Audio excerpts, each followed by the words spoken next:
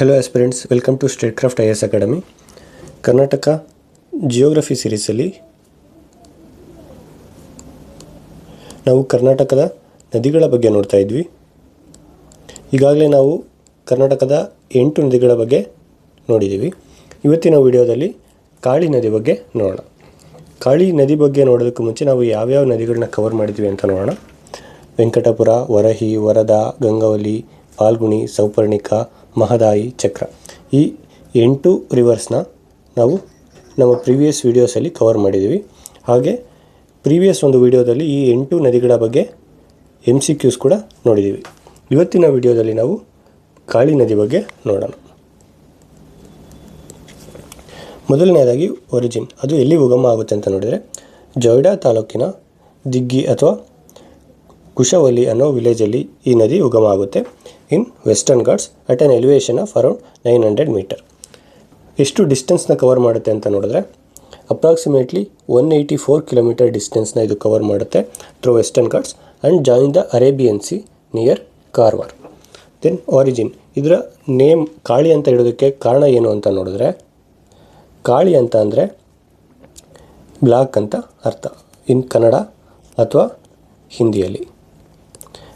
ಈ ರಿವರ್ನ ಒಂದು colour dark colour ಇರೋದ್ರಿಂದ ಈ ನದಿಗೆ ಕಾಳಿ ಅಂತ ಹೆಸರಿಟ್ಟಿದ್ದಾರೆ.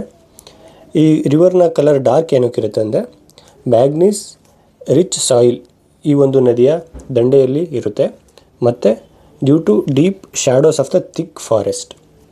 ಈ 2 ರೀಸನ್ನಿಂದ ಈ ರಿವರ್ನ ನೀರು ಡಾರ್ಕ್ ಆಗಿ ಕಾಣುತ್ತೆ. ಈ ಕಾರಣದಿಂದ ಇದಕ್ಕೆ ಕಾಳಿ ನದಿ ಅಂತ ಹೆಸರಿಟ್ಟಿದ್ದಾರೆ.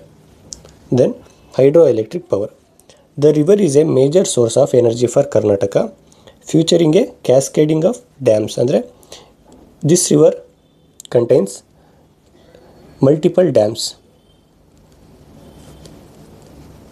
For hydro electric power generation managed by KPCL. ಇದರಲ್ಲಿ ಇಂಪಾರ್ಟೆಂಟ್ ಡ್ಯಾಮ್ ಅಂತಂದರೆ ಸೂಪಾ ಡ್ಯಾಮ್.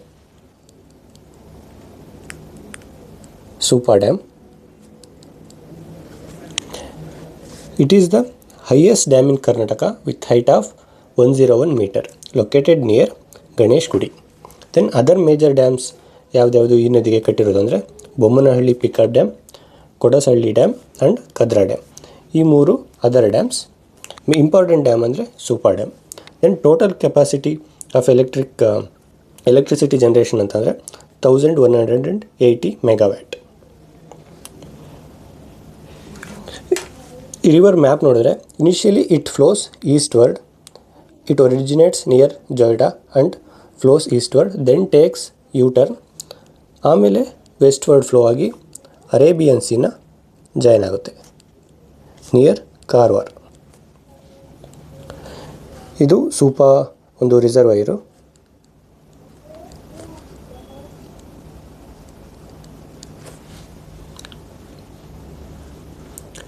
ದೆನ್ ಈ ಒಂದು ನದಿಯ ಒಂದು ಇಂಪಾರ್ಟೆಂಟ್ ಅಟ್ರಾಕ್ಷನ್ ಅಂದರೆ adventure and tourism, especially in and around the city of Dandeli.